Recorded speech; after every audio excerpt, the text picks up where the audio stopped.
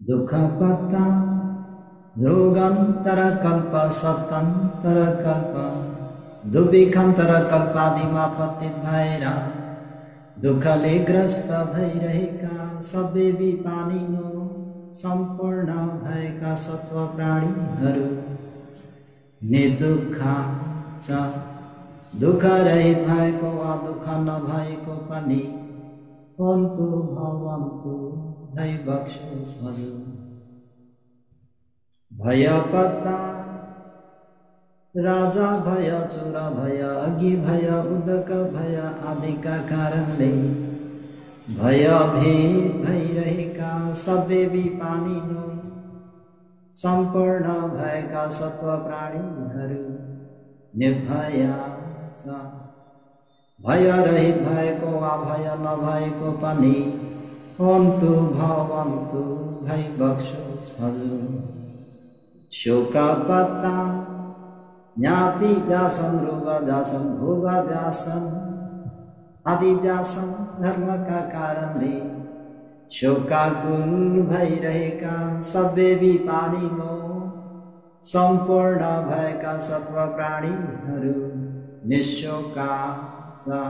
शोक रहित भएको वा शोक नभएको पनि पन्तु भवन्तु दैवक्षोस हजुर। मैत्री र करुणालाई अगाडि सारी धर्म देशनालाई प्रारम्भ गर्नुभन्दा अगावै वहाँ तथागत परमहंसमा सम्बुद्ध भगवानलाई कोटि कोटि वन्दना। नमो तस्स नियानिकस्स धम्मस्स नमो तस्स अक्षरीय पुगल महासङ्घस्स। त्रिरत्नमा एकसाथ फेरि पनि वन्दना गर्दै सासङ्गा उपाध्याय आचार्यदेखि लिएर देखाउने सिनाउने सुकाउने सबै गुरुवर भन्तेजीहरूको आशीर्वादलाई शिरोपर धारण गरी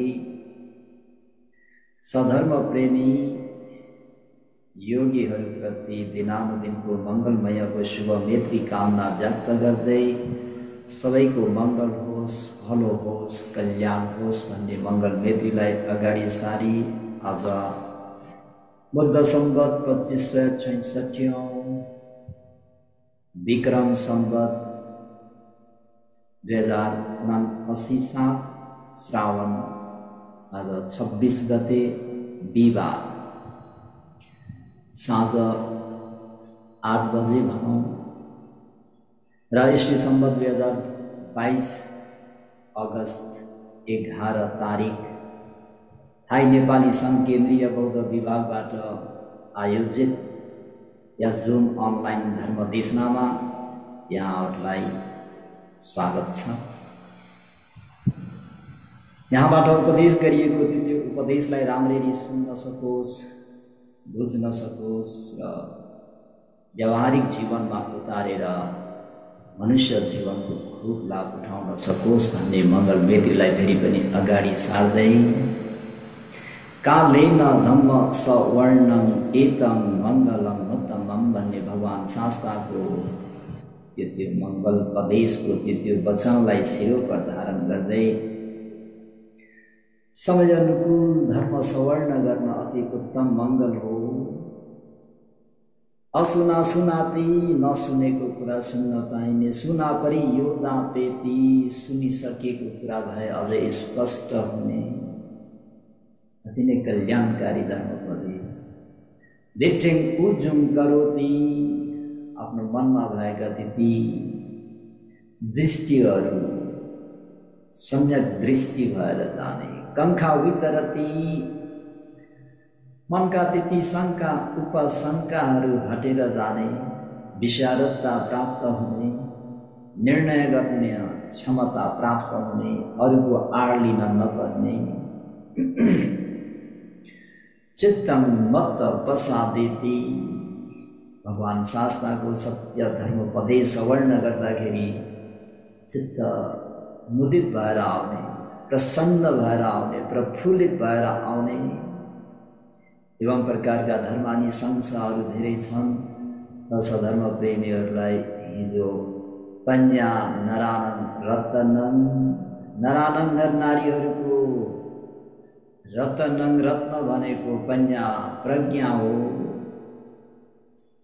र हिजो लगभग 1 घण्टा धर्म पहाड धर्मोपदेश गरे। आज पनि म सोही विषयलाई नै लिएर धर्म पहाड दिन गइरहेको छु। त चेतनशील प्राणीहरूमा मनुष्यलाई सर्वोत्तम सर्वश्रेष्ठ प्राणी भनिन्छ। चेतनशील प्राणीहरू मध्येमा मनुष्यलाई श्रेष्ठतम प्राणी भनिन्छ।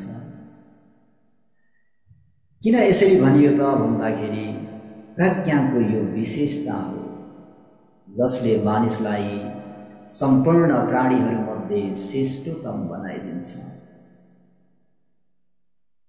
प्रज्ञाले गर्दा, ज्ञानले गर्दा होइन। र काय बलबाट तुलना गर्ने हो भने त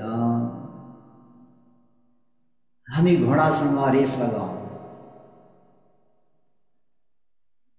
कसरी लगाउने? घोडा वायुवेगमा दगुच्छ। मनुष्यले घोडासँग रेस लगाउने कल्पना पनि नगरे हुन्छ। काय बलमा मनुष्य त्यो चौपाय भन्ने घोडालाई सक्दैन। काय बलमा हात्तीलाई हेरौँ, एक मनुष्यको कुरा होइन, स्वयं मनुष्यको कुरा होइन, हजार हजार मनुष्यको बल एउटै हात्तीमा हुन्छ। बलसँग तुलना गर्ने हो भने हाम्रो कुनै औकात छैन। त्यो पशुको सामुमा हाम्रो कुनै औकात छैन। र पनि मनुष्यले त्यो हात्तीलाई दमन गर्छ र आफ्नो काममा ल्याउँछ। उठबन्दा उठाउने, बसबन्दा बसाउन सक्ने त्यो क्षमता के हो? विवेक, बुद्धि, ज्ञान, प्रज्ञा। है जलचरमा हुने ती जलचल प्राणीहरूसँग हामी पौडिनलाई भयो नसोचौँ। 1 मिनट पानीमा डुब्यो भने हेप्रे हेप्रे भइन्छ। धेरै अभ्यास गरेर लामो समयसम्म बस्यो भने 10 मिनट, 15 मिनट, आधा घण्टासम्म पानीमा डुब्दैन। यहाँभन्दा धेरै सकिँदैन जस्तो लाग्छ। र 24 घण्टा त्यो जलचरमा रमाउने प्राणीहरू पानीमा रमाइरहेका छन्। उनीहरूसँग हामी कसरी पौडिनको निम्ति प्रतिस्पर्धा गर्ने, यो विषयमा हामी सामर्थ्यवान छैनौँ, असामर्थ्य छौँ। त्यो जलचर प्राणीहरूसँग, आकाशमा उड्ने पन्छीहरूसँग के तुलना गर्नु? 1 फिट पनि जम्प गर्न सकिँदैन। उड्ने कुरालाई परै राखौँ। त काय बलबाट हेर्ने हो भने ती चौपायाहरू, ती पशु पन्छीहरू जति सबल छन्, हामी त्यो विषयमा उनीहरूसँग जोडी खोज्न सक्दैनौँ, प्रतिस्पर्धा गर्न सक्दैनौँ। र पनि चेतनशील प्राणीहरूमा मनुष्य किन श्रेष्ठ भयो त भन्दाखेरि यो प्रज्ञाको विशेषता हो। सधर्म प्रेमी उपासक उपासिकाहरू मानिसलाई सम्पूर्ण प्राणीहरूमध्ये श्रेष्ठतम बनाउने रत्न नै के हो त भन्दा पन्या। त्यसमानेमा पन्या नरानं रत्ननं। नर नारीहरूको रत्न भनेको नै ज्ञान हो, प्रज्ञा हो।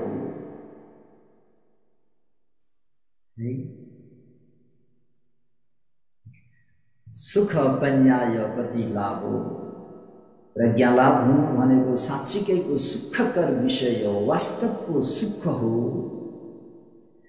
किनकि काय बल भन्दा प्रज्ञा बल श्रेष्ठतम हुन्छ। भोग सम्पत्ति बल भन्दा प्रज्ञा बल श्रेष्ठतम हुन्छ। अमध्य बल भन्दा पनि प्रज्ञा बल श्रेष्ठतम हुन्छ। परिषद बल भन्दा पनि प्रज्ञा बल श्रेष्ठतम हुन्छ।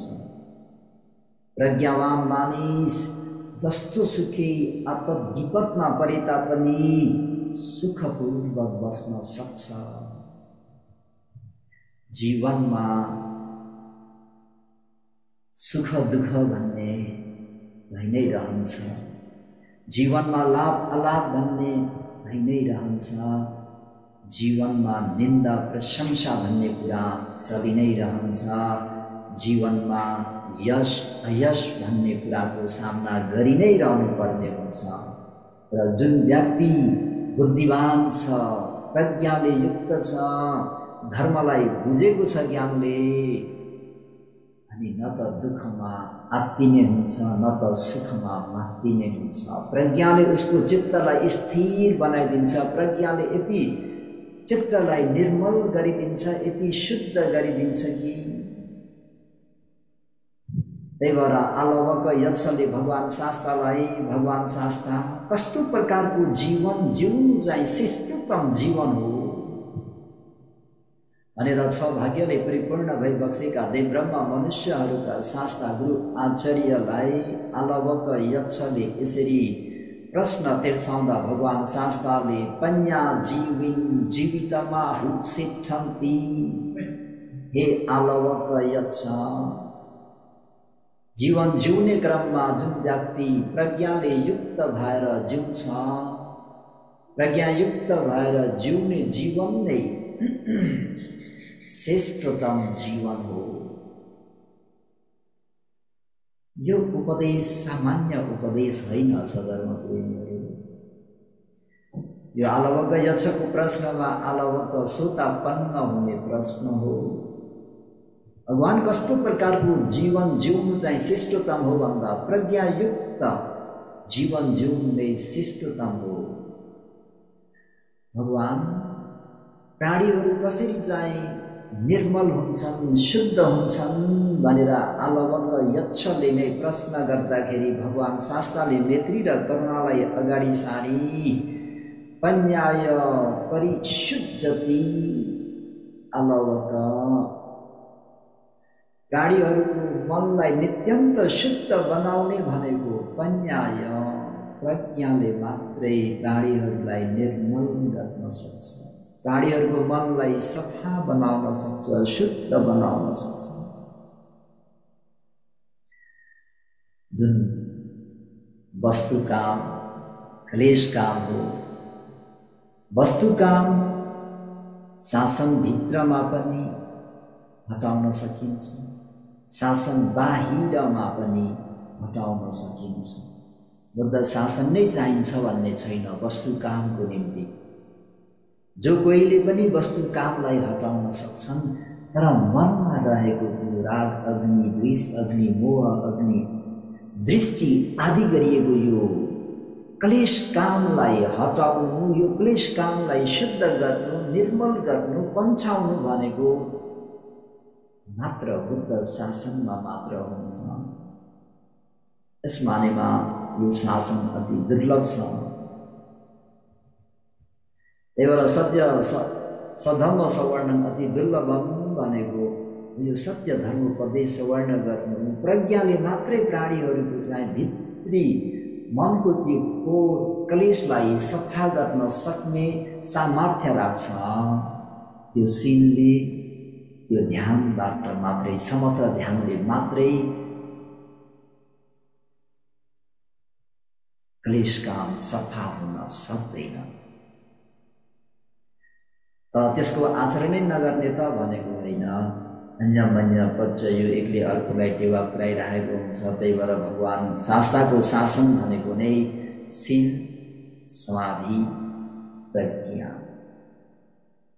शीलं परिधूत पन्या, पन्या परिधूत शीलं। शीलले प्रज्ञालाई निखारिदिन्छ, चम्काइदिन्छ, चमक ल्याइदिन्छ भने प्रज्ञाले फेरि शीललाई पुरै पलिस चढाइदिन्छ, थप थप थप बल्छ। नथि जान अपन्यस पन्या नथि अजायतो, नथि जान अपन्यस। प्रज्ञा बिना यो ध्यान पनि सफल हुन सक्दैन। एवं प्रकारले ध्यान बिना प्रज्ञा पनि उपलब्ध हुन सक्दैन। त्यही भएर सोतमय ज्ञान, चिन्तमय ज्ञान, लास्टमा भावनामय ज्ञान भनेको ध्यान भावनाबाट उपलब्ध भएको प्रज्ञा नै वास्तवको प्रज्ञा हो तो प्रज्ञाले रूप वेदना संज्ञा संस्कार विज्ञान भनिने नामरूप पञ्च स्कन्धमा अनित्यको अवबोध गर्न सक्छ। यो नामरूप पञ्च स्कन्ध भनेको दुःख हो भनेर अवबोध गर्न सक्छ। यो नामरूप पञ्च स्कन्ध भनेको स्वाधीनमा छैन, यो प्राधीनमा छ। मेरो खटनमा केही पनि चल्दैन भन्ने त्यो अनत्तानुपस्सी विहरति त्यो प्रज्ञाले मात्र हुन्छ। र सधर्म प्रेमी उपासक उपासिकाहरू हामी चौपायासँग पनि प्रतिस्पर्धा गर्ने हाम्रो सामर्थ्य रहेनछ भन्ने कुरा स्पष्ट भयो। त्यस मानेमा उनीहरूलाई हामीहरूले फेरि दमन गर्न सकेको चाहिँ केले हो त भन्दाखेरि प्रज्ञाले हो। र प्रज्ञाको विशेषता हो जसले मानिसलाई सम्पूर्ण प्राणीहरूमध्ये श्रेष्ठतम बनाइदिन्छ। त पशुहरूबाट मात्रै श्रेष्ठतम होइन, शक्र देवेन्द्रमा परेको त्यो अन्योललाई पनि प्रज्ञावान व्यक्तिले सुल्झाइदिन सक्छन्, उनीहरूको शङ्का निवारण गरिदिन सक्छन्। गरुड राजको शङ्का, नाग राजाको शङ्का, त्यति मात्रै होइन देशका राजा रजौटाहरूको शङ्कालाई पनि प्रज्ञावान व्यक्तिहरूले नै हटाइदिन सक्छन् भन्ने कुरा हामी बोधिसत्वको विदुर जातक हेर्ने हो भने स्पष्ट हुन्छ। हाम्रा बोधिसत्व शुद्ध हुने स्थिति पारमिता गुणधर्म पूरा गर्ने क्रममा विदुर पण्डित भाइ बक्सिनु भएको थियो एक जन्ममा। वैदेही राष्ट्रका प्रज्ञामा इतत अग्रवह त्यो बनारस नगरमा 4 जना कुलपुत्रहरूलाई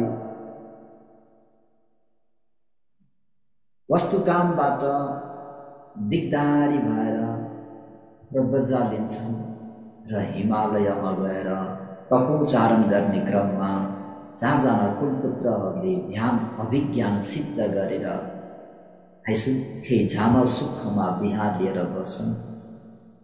धेरै वर्ष पश्चात नुनिलो अमिलो सेवन गर्नको निम्ति नगरतर्फ प्रस्थान गर्छन्। नगरतर्फ प्रस्थान गर्दाखेरि फेरि 4 कुलपुत्रहरूले यी 4 ऋषिहरूलाई दर्शन गर्न पाउँछन् र एक कुलपुत्रले एक ऋषिलाई चतुप्रत्ययले सेवा गर्छन्। त्यागीलाई चाहिने आवास, त्यागीलाई चाहिने वस्त्र, त्यागीलाई चाहिने इच्छा भोजन, यसो कहिलेकाहीँ दुख बिमारी भयो भने एउटा सन्चो सिटोमा हुन्छ। यो त्यागीलाई चाहिने चिज दाताहरूले त्यागीलाई दिनुपर्ने चाहिँ यति मात्रै हो, चतुप्रत्यय भन्छ।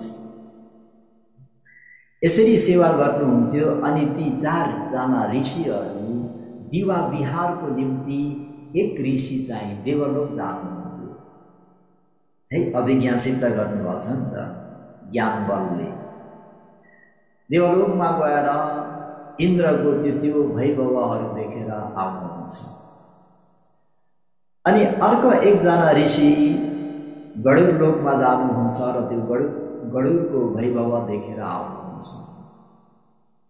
अनि तेस्रो ऋषि नागलोकमा जानुहुन्छ र त्यो नागलोकको त्यो ऐसो आराम हेरेर आउनुहुन्छ।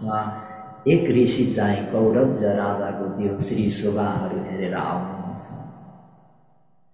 अनि आफूले जे देखेको हो आफ्ना उपासक उपासिका आफ्ना गायक गायिकाहरूलाई त्यही कुरा सुनाउने न हो।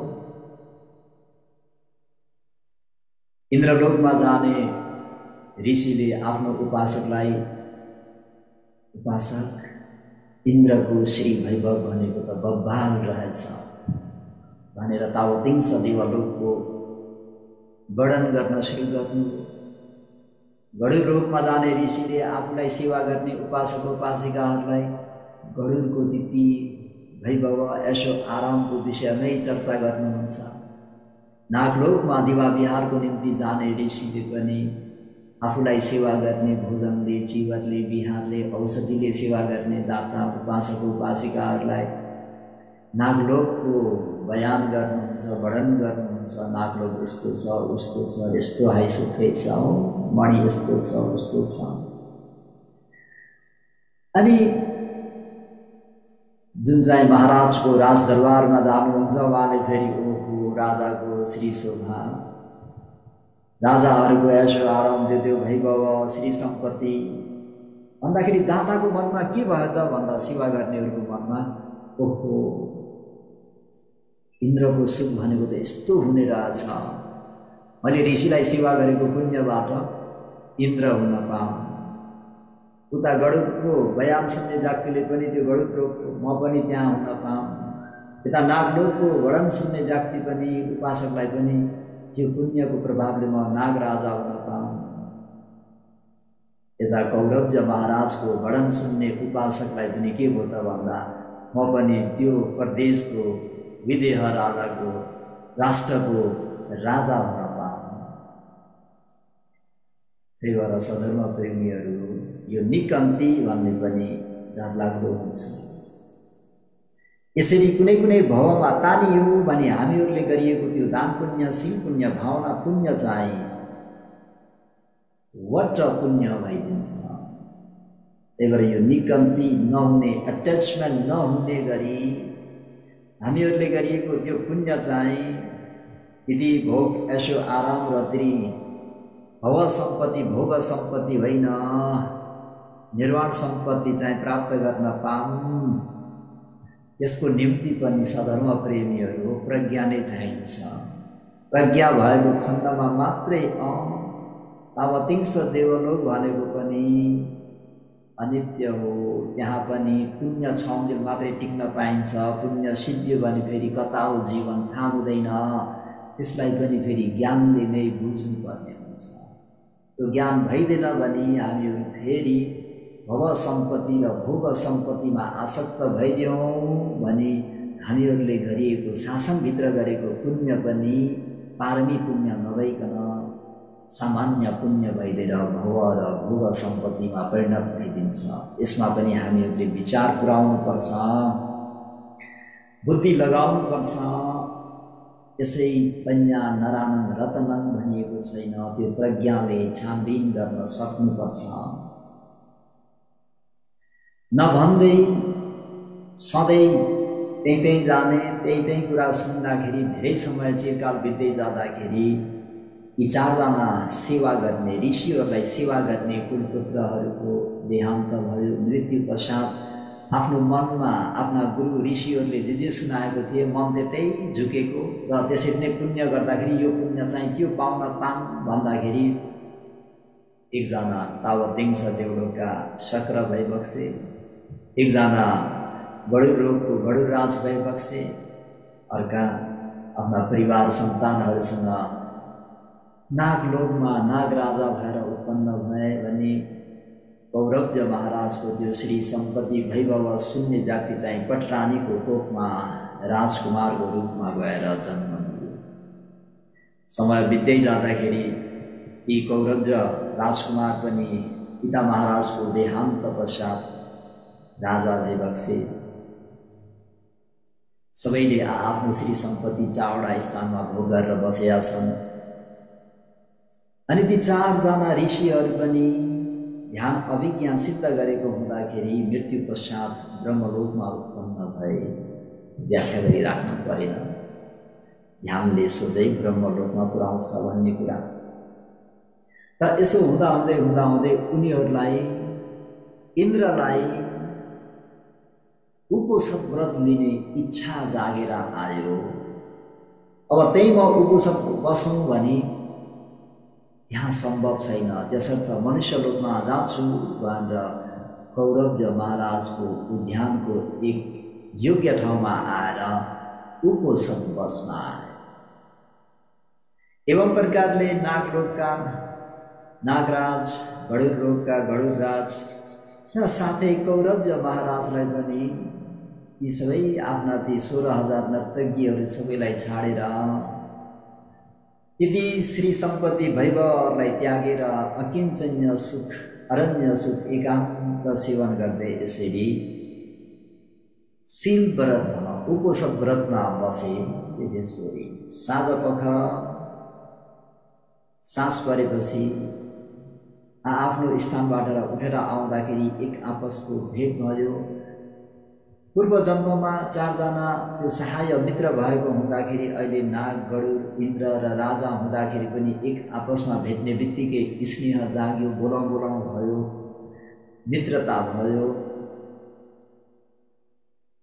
र अनि उनीहरू एक आपसमा कुशल छेम, कुशल वार्ता, सन्चो बिसन्चो, हल्लो हाई गरिसके पश्चात सबसे श्रेष्ठ चाहिँ को भन्ने क्रममा नागराजाले भन्नुहुन्छ, मलाई हामीहरूको उत्पन्न वा अनुत्पन्न जातिका बैरी भनेको गरुड हो। गरुडले नागहरूलाई मार्छन्, खान्छन्। त मैले उपोषद व्रत बस्दाखेरि गरुडलाई देखेँ र पनि मैले मेरो मनमा द्वेष उत्पन्न गरिनँ। मैले उसप्रति मैत्री भावना, मैत्रीको जलले सिंचन गरेर बसेँ। त्यसर्थ उपोषदिकहरूमध्ये हामी 4 जनाहरूमध्ये मेरो उपोषद चाहिँ सर्वश्रेष्ठ उपोषद हो। म नै सबसे श्रेष्ठ हुँ। अनि यता फेरि गरुडराजले पनि विचार गर्नुहुन्छ, म उपोषद व्रतमा बसेको छु, गरुडको आहार नाग हो र पनि मैले नागलाई मारिन, खाइन, मैले भोकलाई सहेर बसे, मिताहारी भएर बसे।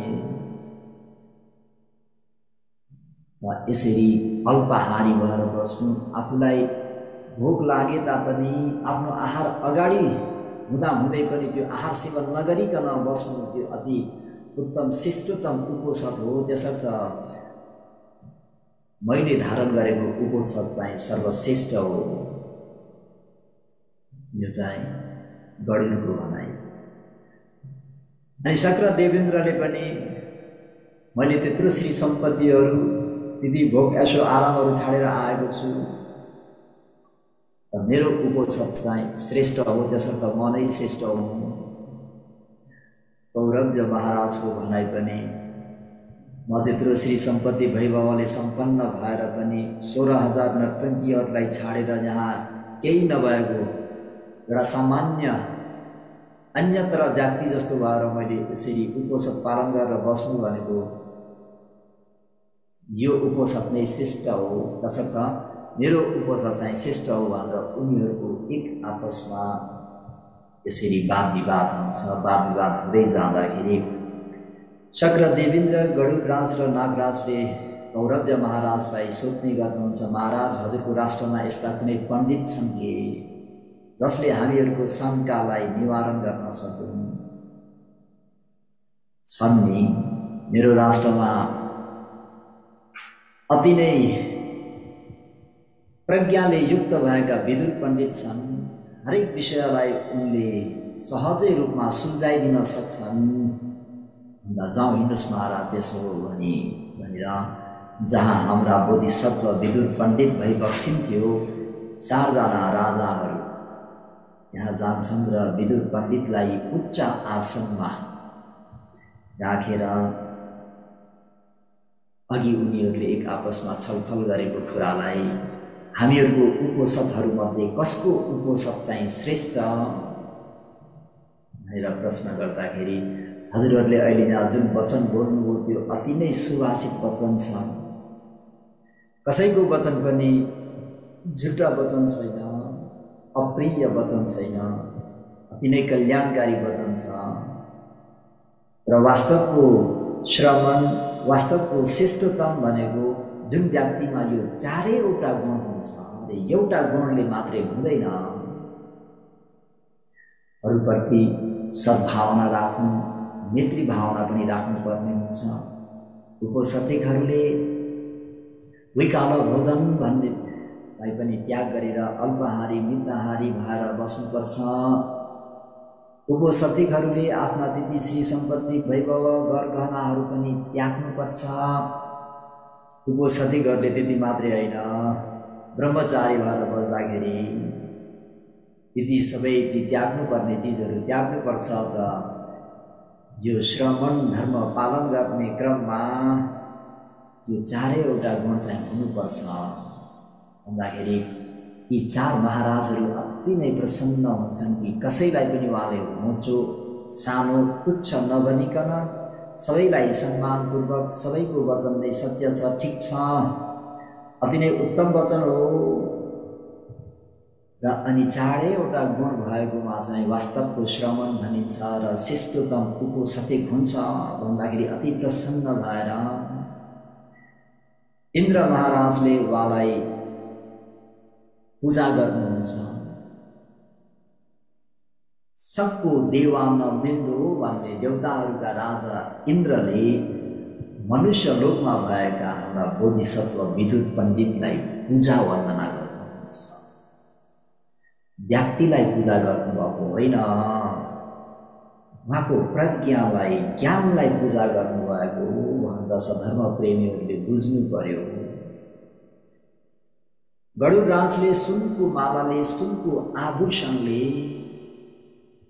विदुर पण्डितलाई पूजा वन्दना गर्नुहुन्छ। हजुरको सुभाषित वचन सुनेर अति नै मनमा शीतल भएको छ। पण्डित, तिमी अति नै ज्ञानी रहेछौ, अति नै बुद्धिमान रहेछौ। नाग राजाले जुन आफ्नो इच्छाशय मणि हुन्छ त्यो मणि माग्दा पनि दिँदैनन्।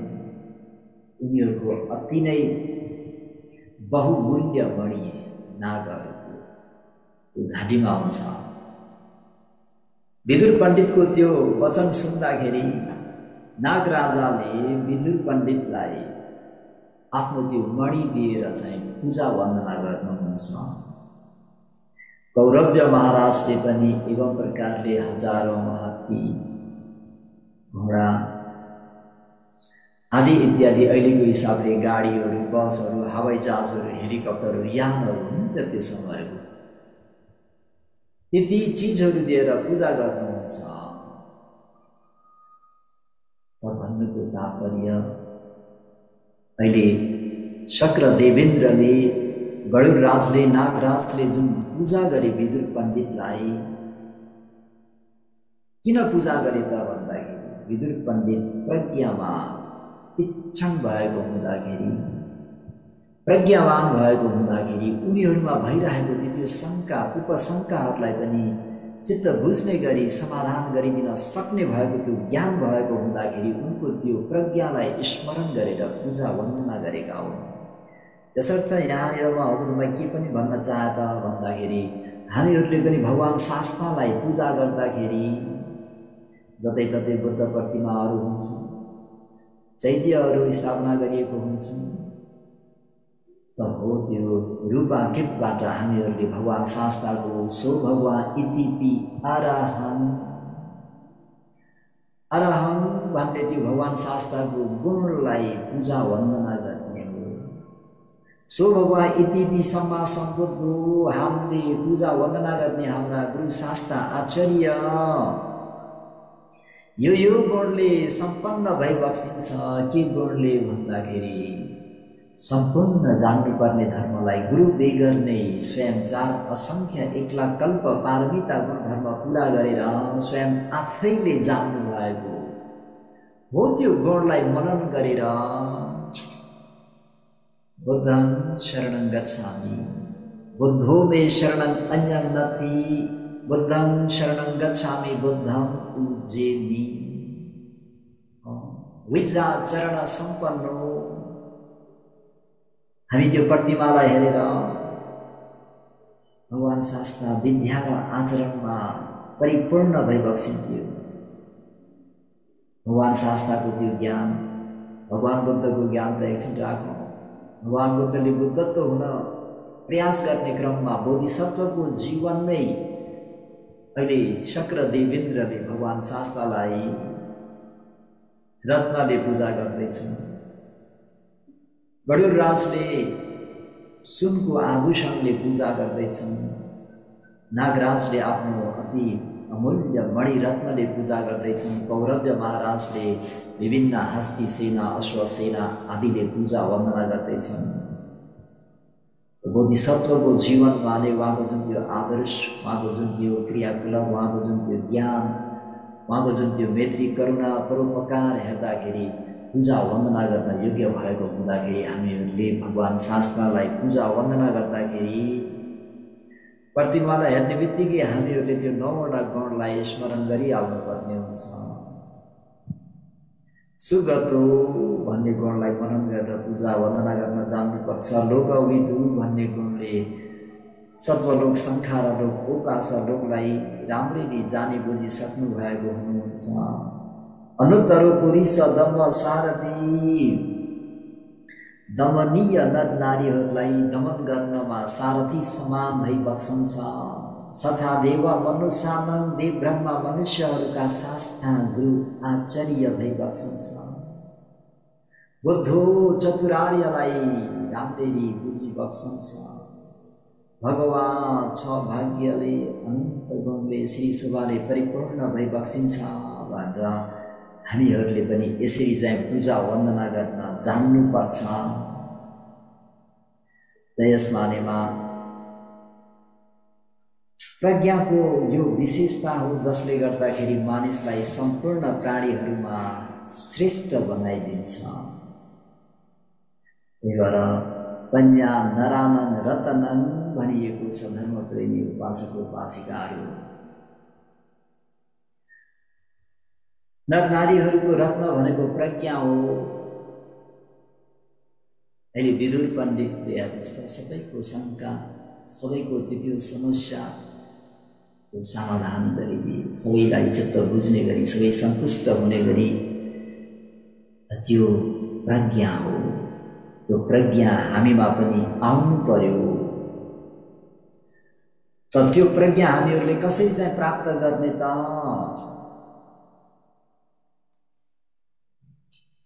प्रज्ञा प्रज्ञा प्रज्ञा भनेर त सुनियो। त्यो प्रज्ञा प्राप्त गर्ने कारणहरू चाहिँ के हुन्छ भन्दाखेरि मोटामोटी रूपमा धेरै छन् र पनि शासनमा धेरै प्रचलित भइरहेको नै म भन्छु। प्रज्ञा प्राप्त हुने हेतु, प्रज्ञा प्राप्त हुने कारणहरू भनेको सप्तऋष संसेवा, सधम्म सवर्ण योनिसो मनसिकार धम्मानुधम्म पटिपत्तिया सोतापन्न हुने अङ्ग पनि यिनै हुन्। आर्य मार्ग ज्ञान फल ज्ञान प्राप्त गर्ने अङ्ग पनि यिनै हुन् र प्रज्ञा प्राप्त हुने हेतु पनि यिनै हुन्। त्यो प्रज्ञा हामीहरूले सत्पुरुषको सत्सङ्गत गऱ्यौँ भने हामीहरूमा पनि त्यो प्रज्ञाको आभास, प्रज्ञाको प्रकाश, प्रज्ञाको उजालो अलिअलि आउँछ। अनि प्रज्ञा कतिखेर आउँछ त भन्दाखेरि भगवान शास्त्रले उपदेश गर्नुभएको स्वाखातो भगवता धम्मो आदि कल्याण मध्य कल्याण अन्त कल्याण हुने जुन छ, यति बुद्धोपदेशहरू सवर्ण गर्दै जाँदाखेरि हामीमा प्रज्ञा उपलब्ध हुँदै जान्छ। प्रज्ञा प्राप्त गर्ने हेतु बनिदिन्छ। अघि भनियो असुना सुनाति, धर्म सवर्ण गर्दाखेरि नसुनेको कुरा सुन्न पाइन्छ, सुनेको कुरा अझै स्पष्ट छर्लङ्ग हुन्छ, सम्यक दृष्टिको भइन्छ, शङ्काहरू हटेर जान्छन् र मन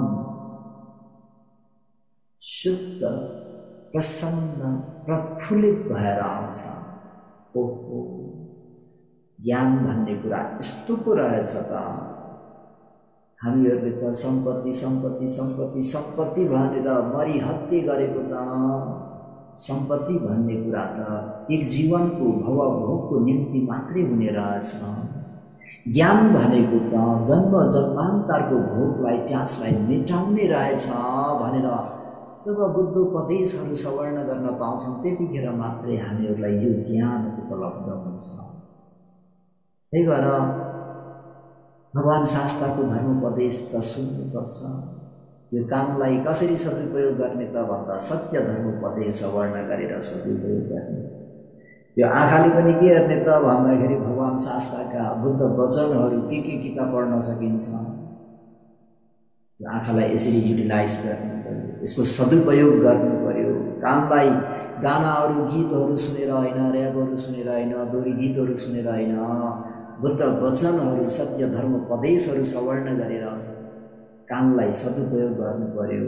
कहिले यो काम चाहिँ बहिरो हुने हो थाहा छैन, कहिले यो आँखा अन्धो हुने हो त्यो थाहा छैन। आँखा हुँदैखेरि भगवान् शास्त्रको त्यो रूपकायलाई हेर्ने, बुद्ध वचनहरूलाई पढ्ने, काम राम्रो छँदैमा सत्य धर्मोपदेश श्रवण गर्ने र चिन्तन शक्ति छँदाखेरि ठीक प्रकारले सोच्ने। योनिसो मनसिकार भनेको सकारात्मक सोचको हुनु पर्यो, पोजिटिभ थिङ्किङको हुनु पर्यो। नकारात्मक सोच हटाउनु पर्यो मानसिकबाट। र स्वास्थ्य छँदैमा धर्मानुकूल धर्म आचरण गर्नु पर्यो त्यो भावनामय प्रज्ञा उपलब्ध गर्नको निम्ति, जसले जन्म जन्मान्तरको त्यो भोग प्यास, त्यो रोग, त्यो व्याधि सबैलाई हटाउन सक्छ।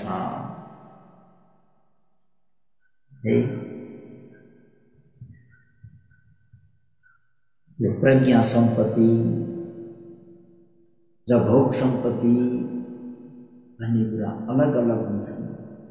अघि पनि भने जस्तो सुकै विपत्तिको सामना गर्नु परे तापनि प्रज्ञा ज्ञान छ भने सुखपूर्वक बस्न सकिन्छ। जति नै श्री सम्पत्तिले परिपूर्ण भए तापनि प्रज्ञा ज्ञान बुद्धि छैन भने जीवनमा कहिले पनि सुखानन्द भन्ने हुँदैन। यो कुरालाई राम्ररी बुझ्नु पर्यो। त्यही भएर हामी भगवान् शास्त्रलाई सथुल्लपकाएका देवताहरूले आएर बिन्ती गरेका छन्। भगवान् सत्पुरुषहरूको सत्सङ्गत गर्नुपर्ने रहेछ, सत्पुरुषहरूसँग मित्रता राख्नुपर्ने रहेछ। सतं सधम्म मन्याय सेयो होती न पापियो सबीरेव समासेथ सबीकु बेथ संथवा। सतं सधम्म मन्याय सेयो होती न पापियो। सबीरेव समासेथ सत्पुरुषहरूसँग मात्र मित्रता राख्ने गर, सत्पुरुषहरूसँग मात्र सम्बन्ध राख्ने गर। सतं सधम्म मन्याय, सतं सत्पुरुषहरूको सद्धर्मलाई मन्याय आफ्नो ज्ञानले प्रज्ञाले भावनामय ज्ञानले जान्नाले बुझ्नाले सेयो होती श्रेयस्कर नै हुन्छ न पापियो कहिले पनि अनर्थ हुँदैन। भगवान् शास्त्रलाई देवताहरूले आएर बिन्ती गरेका भगवान् शास्त्र, हामी यस्तो व्यापारी थियौँ, पैसैकै पछि परेका थियौँ। जब विपत्ति काल आइपर्यो हामीलाई त्यतिखेर बल्ल हामीहरूले लौन हजुर बचाउनुहोस्।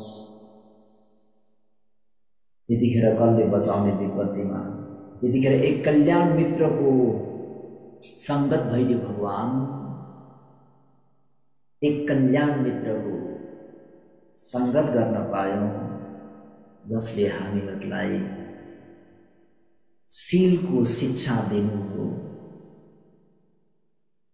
हामीहरूले त्यो शीललाई राम्ररी सम्पादन गरेको हुँदाखेरि आज हामी देवलोकमा आइसुखी बसेका छौँ। भगवान् सत्पुरुषको सत्सङ्गत त गर्नुपर्ने रहेछ, कल्याण मित्रको साथ छाड्न त हुने रहेनछ। भगवान् कल्याण मित्रको सत्सङ्गत गरियो र कल्याण मित्रले चाहिँ हामीहरूलाई अनुकम्पा राखेर सत्य धर्मोपदेश गरिदिएर त्यो धर्मोपदेशलाई सुन्न सक्यौँ, बुझ्न सक्यौँ र आफ्नो व्यावहारिक जीवनमा उतार्न सक्यौँ भने कहिले पनि अनर्थ हुँदैन। भगवान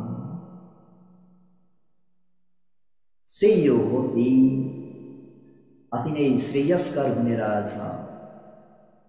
हामीहरूले त एक जीवनको श्री सम्पत्तिको पछि सारा जीवन सुम्पेका थियौँ, जीवनको बाजी लगाएका थियौँ, घाम भनेका थिएनौँ, पानी भनेका थिएनौँ, झरी भनेका थिएनौँ, वर्षा भनेका थिएनौँ, रात भनेका थिएनौँ, दिन भनेका थिएनौँ। जीवनको बाजी लगाएर हामी यो 1.5 भित्ताको समुद्र पूर्णको निम्ति, यो 3.5 हातको कायालाई सुखपूर्वक राख्नको निम्ति खुब तन्त्र मम गरेका थियौँ। यदि यो कल्याण मित्रको संगत नभइदिएको भए, कल्याण मित्रले त्यो सत्य धर्मोपदेश नगरिदिएको भए आज हामीहरू त्यो जीवनबाट डुबेर माथि आउने नथ्यौँ। भगवान माथि आउँदै नथ्यौँ। भगवान शास्त्र, भगवान शास्त्रको कृतज्ञता, भगवान शास्त्रलाई कृतज्ञता ज्ञापन गर्न आएका सभी रेवा समासे था सभी को बेथा संथवन सतंग सधम्ब बन्याय शोको मच्चेना शोचती। कल्याण मित्रको सत्संगत गर्न पाइयो, हामीहरूको मित्र चाहिँ कल्याणकारी भइदे, हामीहरूले सत्पुरुषहरूको सत्संगत गर्यौं। बुद्धादि सत्पुरुषको सत्संगत गर्नाले हामीहरूले सत्य धर्मोपदेश श्रवण गर्न पायौं।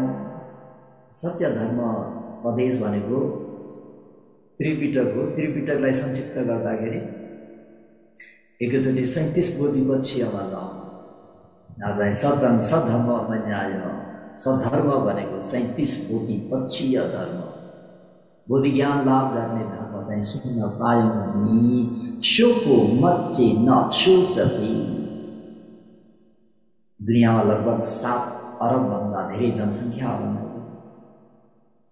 कति शोकाकुल छन् भन्ने कुरा आफूलाई आफै हेर्दा चाल पाइन्छ। अलिकति विस्मृतिहीन हुने बित्तिकै, अलिकति म भनेर आउने बित्तिकै, मेरो भनेर आउने बित्तिकै कति तनाव हुन्छ, मन कति छटपट्याउँछ, रातिको निन्द हराम भएर जान्छ, कसैको भोजन खाने इच्छा हुँदैन। हो टेन्सन टेन्सन टेन्सन। यसरी त्यो शोकाकुल भएका त्यो प्राणीहरूको माझमा निश्चोकी भएर त्यो शोक अग्निलाई बुझाएर शान्त शीतल भएर बस्ने भनेको बुद्धादि सत्पुरुषहरूको सत्सङ्गतबाट मात्रै सम्भव छ। बुद्धादि सत्पुरुषहरूको सत्सङ्गत गर्न पाएनौँ, उहाँहरूबाट त्यो सत्य धर्मोपदेश श्रवण गर्ने अवसर पाएनौँ, बुझ्न पनि सकेनौँ र आचरण पनि गरेनौँ भने यो शोक सन्तापबाट हामीहरू कहिले पनि मुक्त हुन सक्दैनौँ। अन्तिममा भन्नुपर्दाखेरि उनीहरूले त धेरै प्रकारले 5-6 ग्रुपले राख्छन्। भगवानले सबैको कथनलाई स्वीकार्नुहुन्छ, तर मेरो वचन पनि सुन न। भगवानले अन्तिम गाथाबाट ती देवपुत्रहरूलाई उपदेश गरिदिनुहुन्छ। तिमीहरूले भनेको पनि ठिक छ, बेठिक छैन, राम्रो हो, कल्याणकारी वचन नै हो भनेर भगवान शास्त्रले सबीरेव समासेथ सबी कुबेथ सन्थवन सतं सधम्म न्याय सब दुःख पमुच्यति। भगवान शास्त्रले चाहिँ जब सत्पुरुषहरूको सत्सङ्गत गर्छौँ, सत्पुरुषहरूसँग मित्रता राख्छौँ, हामीहरूको मित्र चाहिँ कल्याण मित्र भइदिन्छन्। र ती सत्पुरुषहरूले जानेको त्यो 37 बोधिपक्षीय धर्मोपदेश गरिदिन्छन् र हामीहरूले सुन्ने अवसर पाउँछौँ, बुझ्छौँ, बुझे अनुसार व्यावहारिक जीवनमा उतारिदिन्छौँ। यसलाई शुद्धमय ज्ञानबाट भावनामय ज्ञानमा पुर्याइदिन्छौँ। त्यतिखेर के हुन्छ त भन्दा भगवान् शास्त्रले सब दुःख पमुच्यते, हामीहरूको इच्छा पुरा हुने हो, हामीलाई पनि दुःख मन पर्दैन, हामी पनि सुखकामी प्राणीहरू हौँ। र भगवान् शास्त्र आज्ञा गरी बक्सन्छ सब दुःख पमुच्यते, सत्पुरुष संसेवको फल। सत्पुरुषसँग सत्सङ्गत गरियो भने उहाँहरूबाट हामीहरूले सत्य धर्मपदे सवर्ण गर्न पाउने भयो। सवर्ण गर्ने नगर्ने चाहिँ आफूमा डिपेन्ड भयो, आफूमा निर्भर पर्छ। र उहाँहरूले हामीहरूप्रति मैत्री र करुणा राखेर उपदेश गरिदिनुहुन्छ। अनि त्यो सुनेको उपदेशलाई ठिक प्रकारले चिन्तन मनन गरेर योनिसो मनसिकार नलौटे माया में पर्दैन, ठिक प्रकारले चिन्तन मनन गर्यौं र यो चाहिँ मैले गर्नुपर्ने महत्त्वपूर्ण कार्य हो भनेर धर्मानुधर्म प्रतिपत्ति या भन्ने धर्मानुकूल धर्म आचरण गरिदियो भने लौकिक प्रज्ञा मात्रै हैन, अघि पनि भने यो 4 अङ्ग भनेको सोतापत्ति मार्ग ज्ञान फल ज्ञान प्राप्त गर्ने अङ्ग। भनेपछि सत्काय दृष्टि, विचिकित्सा र शिववत प्रमास भन्ने 3टा क्लेशलाई निर्मूल गरिदिने बित्तिकै अब हामीहरूको 4 अपाय भन्ने छैन। बडा कल्याणकारी धर्मोपदेश। कालेन धम्म सवर्णं एतं मङ्गलमुत्तमम्। समय अनुकूल धर्मोपदेश सवर्ण गर्नाले अति उत्तम मङ्गल हुन्छ र संसारमा के हुन्छ? सुख पन्यायपट्टि लाभ हो। हामीहरूले जुन सुख चाहेका थियौँ त्यो प्रज्ञा ज्ञान हामीमा उपलब्ध हुन्छ। प्रज्ञा ज्ञान उपलब्ध भयो भन्ने बित्तिकै प्रज्ञाले क्लेशलाई छेदन वेदन गरिदिन्छ। त्यो पनि कस्तो क्लेश भन्दा त निकै दह्रो क्लेश, शासन बाहिर छेदन गर्न नसकिने क्लेशलाई यो प्रज्ञाले छेदन गरिदिन्छ। त्यो पनि सत्काय दृष्टि म मेरो भन्नेलाई जरैदेखि निर्मूल गरिदिन्छ। अनि तब हाइसुक्खै बस्नुहोस्। मेरो छोरा, मेरो छोरी, मेरो नाति, मेरो नातिनी भनेर आइसुक्खै बस्नुहोस्। वैशाखा महाउपासिका जस्तै रमाउनुहोस् फ्यामिलीमा, गृहस्थमा।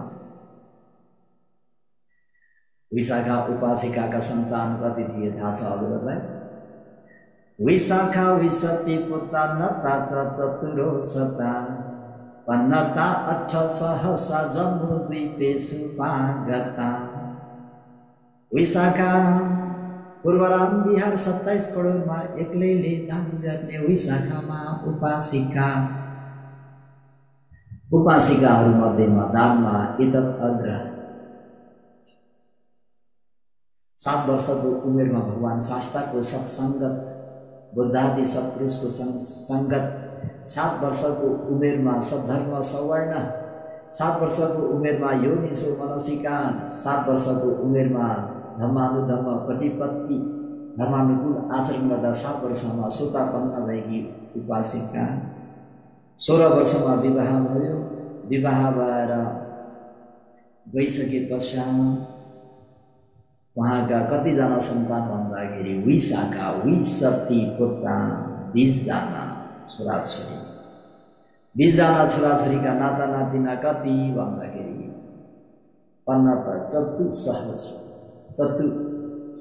4 6 अनि पनाति पनातिनीहरू चाहिँ कति त भन्दा 8,420 जना। विशाखा उपासिका 120 वर्षको उमेर छँदा विशाखाका सन्तानहरू कति त भन्दाखेरि 8,420 जना। आइसुक्खै नो टेन्सन, प्रब्लम छैन।